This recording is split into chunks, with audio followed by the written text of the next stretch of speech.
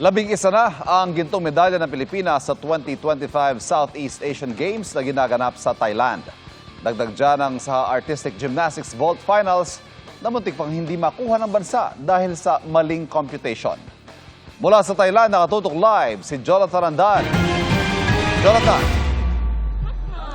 Ivan, nakakatatlong silver medal at 4 na bronze na tayo. Ngayong araw lang yan, Day 4 ng 2025 SEA Games. Nag-aantay pa tayo ng gintong medalya mula sa ating mga atleta. Pero meron pa naman pong mga matches o laban ang mga atletang Pinoy ngayong gabi na posible pa rin makakuha ng ginto, gaya kahapon.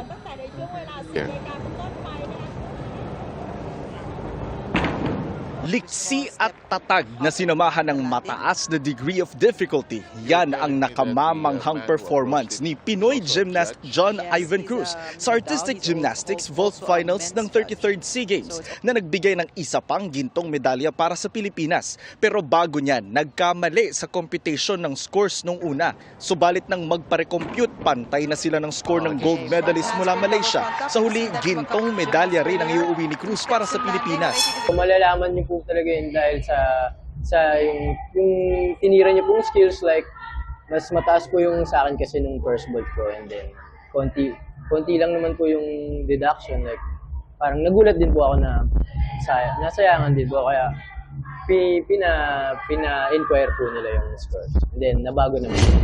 Ang Pinoy Olympian na si John Cabang Tolentino, gold medalist na, SEA Games record breaker pa. Naungusan ni Tolentino ang mga kalaban sa 110-meter hurdles finals sa bilis na 13.66 seconds.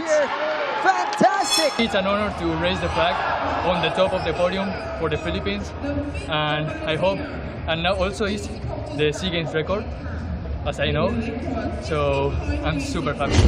Gold medal din si Hocket de los Santos sa decathlon na first time sumali sa decathlon event ng SEA Games. Nakapag-against high lang po ako 1 week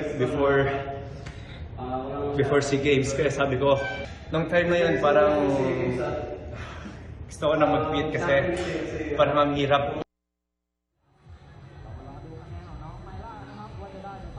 Ivan, sa kabuuan, 11 ginto na nga yung nahahakot na gold medal ng Pilipinas. Sa ngayon, ang ranking po ng Pilipinas pang-5 sa 10 bansang kasali sa 2025 SEA Games. Yan muna ang latest mula rito sa Bangkok, Thailand. Ako po si Jonathan Andal ng GMA Integrated News at ng Philippine Olympic Committee Media, nakatutok 24 oras. Maraming salamat, Jonathan Andal.